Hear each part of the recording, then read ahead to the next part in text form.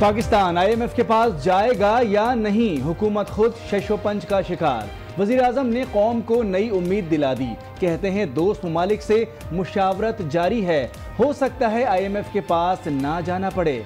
6 माह में तब्दीली का एक और वादा भी कर लिया।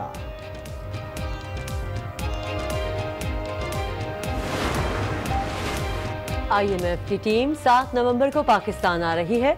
कोई ना कोई प्रोग्राम मिल ही जाएगा। वजीर खजाना असद उमर पुरअज़्म कहते हैं कि वो शर्त नहीं मानेंगे जिसका मईशत से ताल्लुक ना हो।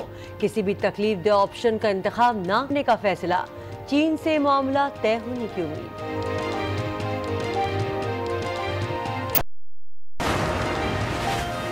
मुल्क की मईशत उठेगी या मुमकिना पाबंदियां लगेंगी।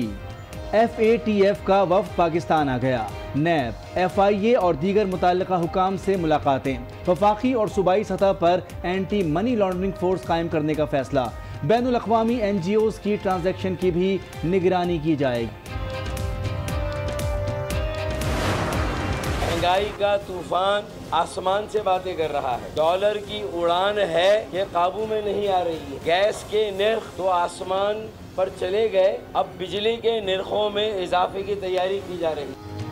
हुकूमती इत्तेहादी MQM के समान लबरेज फारूक सत्तार भी बोल पड़े। डॉलर काबू नहीं आ रहा, गैस बिजली के निर्ख बढ़ रहे हैं। हुकूमत IMF के पास चली गई तो महंगाई कहाँ जाएगी। इमरान खान की तरजीहात गलत करार। दावों से पहले होमवर्क का मशवरा।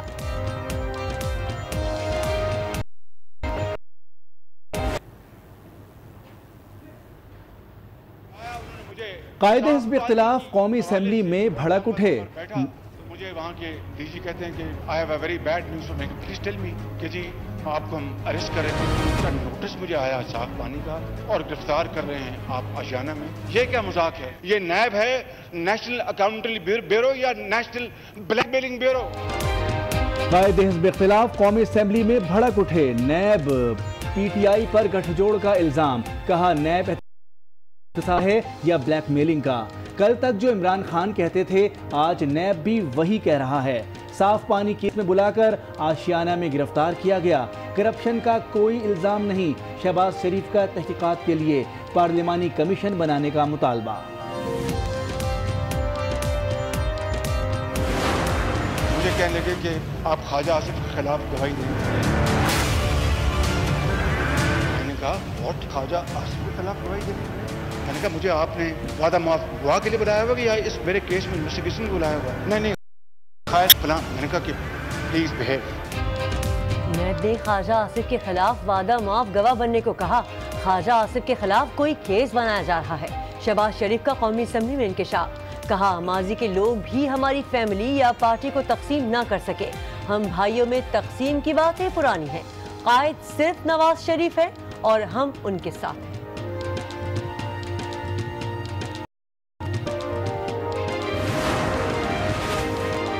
नून लीग ने आमरीत से जन्म लिया। कौमी असेंबली में वजीर इत्तलात फवाद चौधरी फिर बोल उठे।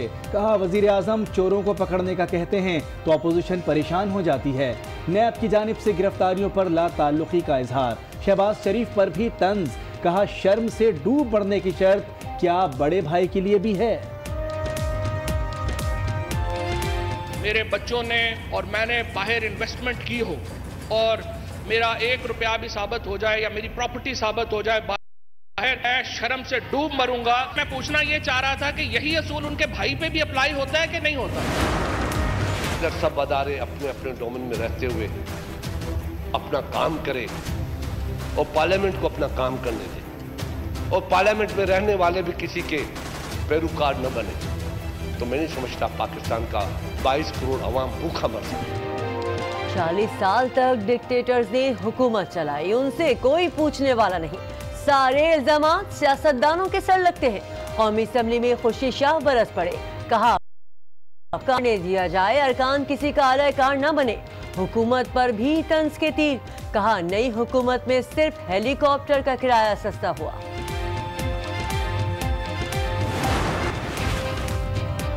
नैब चंद लोगों की पगड़ियां उछालने के लिए रह गया है। सेनेटर जावेद अब्बासी की आज न्यूज़ के प्रोग्राम आज राना मुबशिर के साथ में गुफ्तगू। कहा अगर हम करप्ट हैं और सबूत भी हैं तो ज़रूर कार्रवाई करें। इदारे चाहे नैब हो या कोई और इदारा हो, उनकी सबसे ज़्यादा ज़रूरी चीज़ है उनकी मजबूती और उनकी गैर जानिबदारी। नैब जो काम कर रही है उसमें बहुत सारे हमें भी एतराज़ात हैं। जो काम नैब कर रही है हमें भी इस पर एतराज़ है। तहरीक इंसाफ की रहनुमा जबी की आज न्यूज़ के प्रोग्राम स्पॉटलाइट में गुफ्तगू, कहा नैब गैर जानिबदारी से काम करे। पीपी रहनुमा नफीसा शाह ने खैबर पख्तूनख्वा एहतिसाब ब्यूरो के एहतिसाब का मुतालबा किया।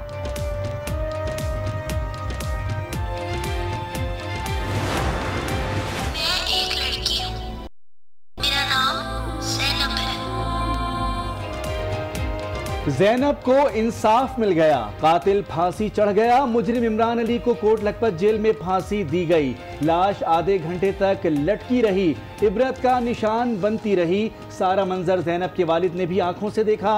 इंसाफ पर इत्मीनान, अवाम ने तेज तरीन इंसाफ, खुश आइन खौफ व हरास पैदा हो और लोगों की माँ और बहनों की इज्जतें महफूज होनी चाहिए। फांसी हो गया, ये भी बहुत अच्छा इक़दाम है।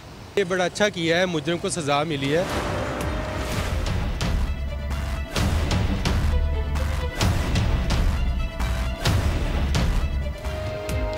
पंजाब यूनिवर्सिटी के साबिक वाइस चांसलर को हथकड़ी लगाने का मामला, चेयरमैन नैब ने एक्शन ले लिया। इंक्वायरी कमेटी की सिफारिश पर नैब लाहौर के एडिशनल डायरेक्टर मुअत्तल, केस इन्वेस्टिगेशन टीम के हवाले करने के अहकाम जारी।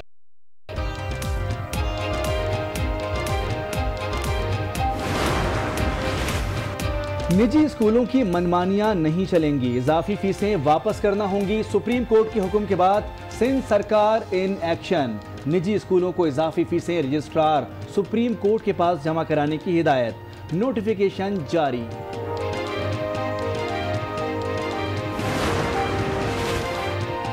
दोहरी शहरियत नून लीग के दो भी साथी अब्बासी और हारून अख्तर बतौर सेनेटर नाअहल करार। सुप्रीम कोर्ट ने फैसला सुना दिया, नुसरत सादिक की दस्तावेजात की अमरीका से तस्दीक कराने का हुक्म। Very, very emotional coming back to my country.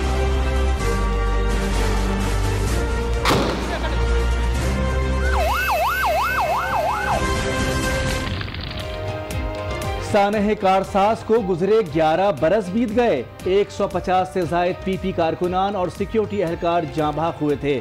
आज तक शहीद बेनजीर भुट्टो के काफिले पर हमला और बम धमाकों के किरदारों का तयन नहीं हो सका, न ही किसी को सजा मिली। शुहदा की बरसी आज मनाई जा रही है।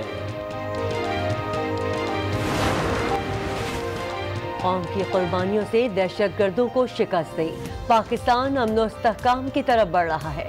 Army chief general Qamar Javed Bajwa की इटली में वजीर दिफा और सेक्रेटरी से मुलाकात, कहा दहशतगर्दी के खिलाफ जंग जारी है।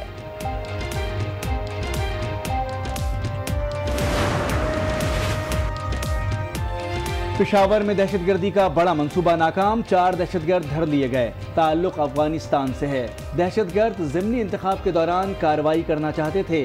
कब्जे से और 61 गज प्राइमा कार्ड बरामद।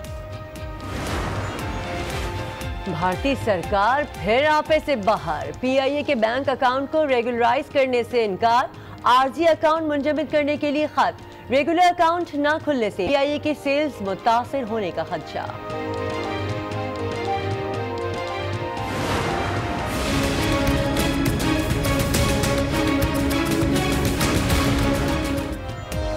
अमरीकी मुखालफत के बावजूद फ़लस्तीन की कामयाबी, अक़वाम मुत्तहिदा की अहम बॉडी की सरबराही मिल गई। 77 तरक्की पजीर मुल्कों की सरबराही की करारदाद मंजूर। अमरीकी सफ़ीर निकी हेली नाम को अक़वाम मुत्तहिदा की गलती करार दे दिया।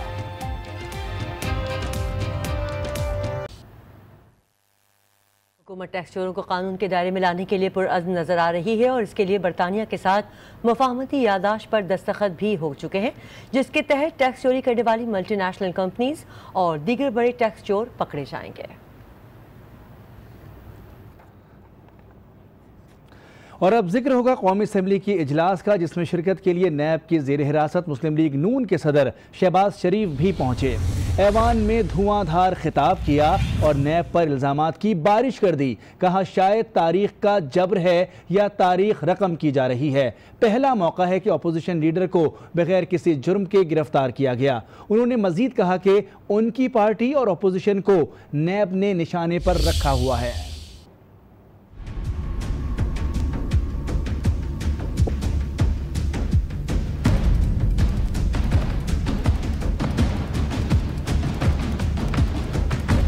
कौमी असम्बली में कायदे हस्बे इख्तिलाफ शहबाज शरीफ नैब की हिरासत में कौमी असम्बली पहुंचे।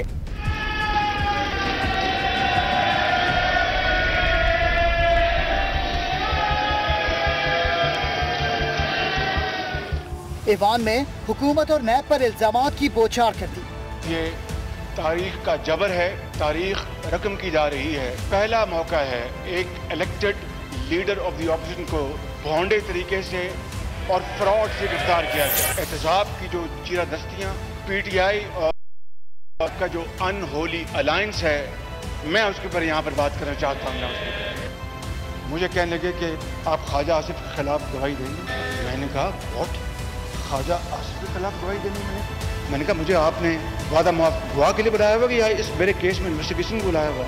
नहीं, ख्वाजा साहब ने फलां। मैंने कहा कि प्लीज बिहेव। मुझसे सवाल किया गया और उसका नाम था, उसका नाम है आफ्ताब। जो आशियाना इकबाल है उसमें आप के खिलाफ कोई करप्शन का तो नहीं चार्ज, मगर चार्ज ये है कि आपने मेजर कामरान कैनी को ये मंसूबा दिलवाना चाहा ताकि आप जनरल कैनी को आप खुश कर सकें, प्लेकेट कर सकें। मेरी झोली में कुछ नहीं मां सवाए अवामी खिदमत के, अमानत के और दयानत के। मेरी झोली में कुछ नहीं नाम स्पीकर। अगर कोई फैसिस्ट होता है तो उसको हिटलर और मुसोलिनी का इंजाम याद रखना चाहिए नाम स्पीकर।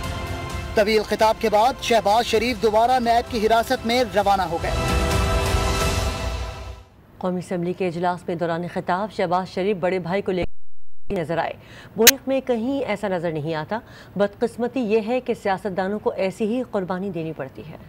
जो सफा 170 है नैब अदालत का, वो खुद पुकार कर कहता है कि नवाज शरीफ के खिलाफ कोई करप्शन का कोई सबूत नहीं है। उसके बावजूद भी मियां नवाज शरीफ अपनी साहबजादी के साथ तशरीफ लाते हैं और चश्मे हलक ने शायद कभी ऐसा दिलगुदाज मंजर ना देखा होगा कि बाप के सामने बेटी को गिरफ्तार किया जाए और बेटी के सामने बाप को गिरफ्तार किया जाए। और नवाज शरीफ ने अपने ज़मीर को किसी मुलामत या एम्बैरसमेंट से बचाने के लिए वो तशरीफ ले आए अपनी इंतहाई बीमार अहलिया को, जो आज अल्लाह ताला को प्यारी हो गई। और किस तरह सियासी जो गादरी ने तानाजनी की और क्या कुछ नहीं कहा, लेकिन नवाज शरीफ अपनी बेटी अडयाला जेल गए और फिर उनकी जमानत इस्लामाबाद हाई कोर्ट ने ली।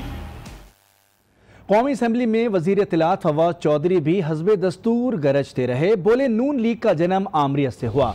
हम चोरों को पकड़ने की बात करते हैं, परेशान अपोजिशन हो जाती है। नए मुकदमात में गिरफ्तारियों से हमारा कोई ताल्लुक नहीं है। PMLN है, बुनियादी तौर के ऊपर जनरल ज़ियाउल हक की कोख से जन्म लिया इस सियासी जमात ने। जो सियाह इस मुल्क के तमाम खजानों के इंचार्ज, इस तमाम मुल्क के तमाम निज़ाम के इंचार्ज, इस मुल्क की तमाम सियासी ताकत के इंचार्ज, अगर कोई एक खानदान और एक सियासी जमात रही तो वो हमारे मोहतरम लीडर ऑफ अपोजिशन और उनके साथी थे। ये जो मौजूदा नैब है, इसमें पीटीआई ने तो एक चपड़ासी भी भर्ती नहीं किया। ये मेरे मुल्क पर आसेब का साया है कि क्या है कि हरकत तेज तर है और सफर आहिस्ता। हरकत 1981 में एक इत्तेफाक शुरू हुई, माशाल्लाह 9 में 7 कंपनीज का ग्रुप ऑफ कंपनीज था। अगर मेरे बच्चों ने और मैंने बाहर इन्वेस्टमेंट की हो और मेरा 1 रुपया भी साबित हो जाए या मेरी प्रॉपर्टी, तो मैं शर्म से डूब मरूंगा। तो मेरी सिर्फ लीडर ऑफ अपोजिशन अब चले गए हैं। मैं पूछना ये चाह रहा था कि यही असूल उनके भाई पे भी अप्लाई होता है कि नहीं होता। कौमी असम्बली में मुस्लिम लीग नून के रहनुमा ख्वाजा आसिफ की बारी आई तो मोतदिल अंदाज अपनाया। कहा 90 की दहाई में उनकी जमात से भी रवाइयाँ सरजद हुई, लेकिन हमने माजी से सबक सीखा है। बदकिस्मती से मौजूदा दौर में अपोजिशन लीडर को गिरफ्तार करके मनफी रवायत डाली गई। नैब को सबका एहतसाब करना चाहिए। PTI एतराफ़ करे कि उनसे गलतियाँ हो रही हैं। मुल्क में महंगाई भी बढ़ गई। हमने जो 90 की दहाई में किया पीपल्स पार्टी ने और पाकिस्तान मुस्लिम लीग नून ने, उन्होंने हमें इंतकामी कार्रवाई का निशाना बनाया, हमने उनको इंतकामी कार्रवाई का निशाना। हमने अपनी गलतियों से ये जो हमारे एक्सप्रेस के ऊपर जो है कोई सबक सीख लें। खुद क्यों गलतियां करके जो है अपनी टेन्योर को उसको खराब करना चाहते हैं। ट्रांसपेरेंसी की तमाम तर हदूद जो है उनको पार किया जा रहा है। लीडर ऑफ अपोजिशन जो है उसको कैद किया जा रहा है।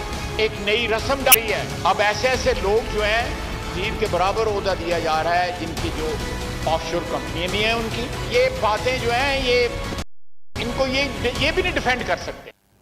पाकिस्तान पीपल्स पार्टी के रहनुमा खुर्शीद शाह ने कहा है कि पार्लियामेंटेरियंस किसी के आला कार ना बने, इदारे भी अपनी आईनी हदूद में काम करें। उन्होंने शहबाज शरीफ की अफसोस का इजहार किया।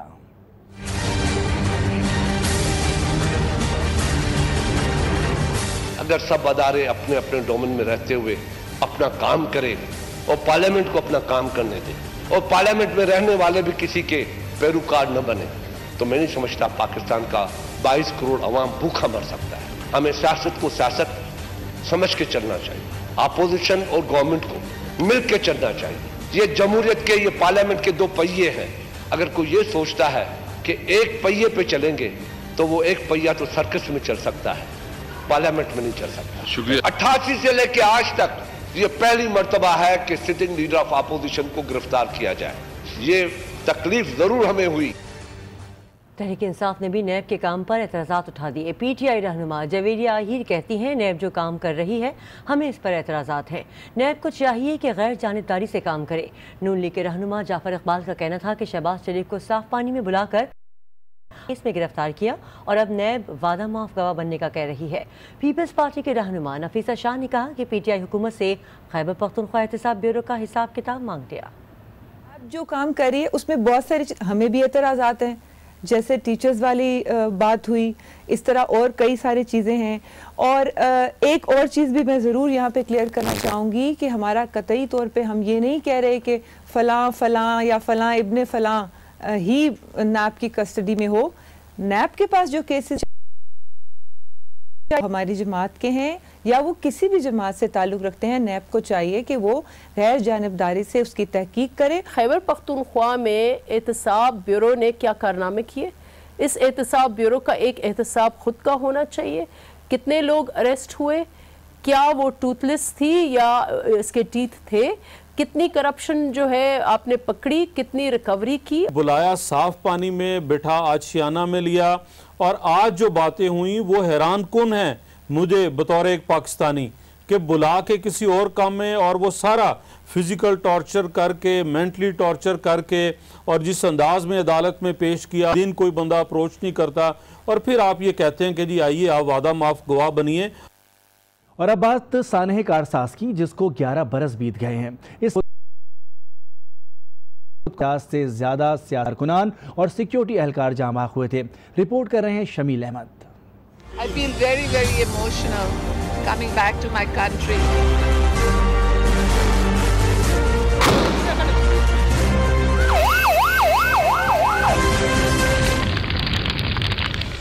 अठारह अक्टूबर 2007 बेनजीर भुट्टो 8 साल बाद वतन वापस लौटी तो जियाले अपनी कायद को अपने दरमियान देखकर खुश थे।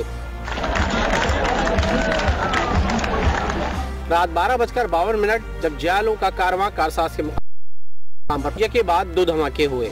उस फ्लोट के अंदर ये दूसरा धमाका हो गया। नाज़रीन, धमाके में बेनजीर भुट्टो तो महफूज रहीं, लेकिन 20 सिक्योरिटी एहलकारों समेत 150 जान निसारान बेनजीर शहीद, जबकि 500 से ज्यादा जख्मी हो गए। साने में अलकायदा चीफ फहद मोहम्मद अली मुस्लिम और कालादम तहरीक तालिबान पाकिस्तान के अमीर बैतुल्लाह महसूद को मुलव्विस करार दिया गया, जो बाद में ड्रोन हमलों में मारे गए। 2 मुकदमात दर्ज हुए। सरकार की मुद्दत में दर्ज होने वाला मुकदमा CID मुंतकिल होने के बाद A क्लास करके बंद कर दिया गया, जबकि बेनजीर भुट्टो की मुद्दत में दर्ज होने वाले मुकदमे को C क्लास करके दाखिले दफ्तर कर दिया गया। तहकीकात के लिए ट्रिब्यूनल तश्कील दिया, ताहम पीपल्स पार्टी क़यादत ने ट्रिब्यूनल पर अदम एतमाद का इजहार किया। चीफ जस्टिस साहब जो है इस जो है बहुत बड़ा सा न्याय है। अगर ये 100 मोटो लें और ये डायरेक्शन दें इस मुल्क की जितने भी लॉ फोर्स एजेंसीज हैं, तो फिर कोई ना कोई चीज जो है उसमें से कुछ प्रूफ कोई चीज जो है कायद सामने आ सकते हैं। अदरवाइज ना फेडरल गवर्नमेंट ये कर सकेगी ना सूबाई गवर्नमेंट कर सकेगी। सिर्फ पीपल्स पार्टी के कारकुनानी नहीं, पूरी कौम सारे कारसाज के मुजरिम को कैफरे किरदार तक पहुँचता हुआ देखना चाहती है। शमील अहमद, आज न्यूज़, कराची। पीपल्स पार्टी की जानिब से सानह कारसाज में शहीद होने वालों की बरसी की तैयारियां मुकम्मल कर ली गई हैं। यादगार शोहदा पर पार्टी रहनुमाओं और जालों की आमद का सिलसिला भी जारी है। नुमाइंदा आज न्यूज़ फैज़ान जलीस इस वक्त शोहदा की यादगार पर मौजूद हैं, उनसे मज़ीद बात करते हैं। फैज़ान, सानह कारसाज के शोहदा की बरसी की क्या तैयारियाँ हैं, आप वहाँ पर मौजूद हैं?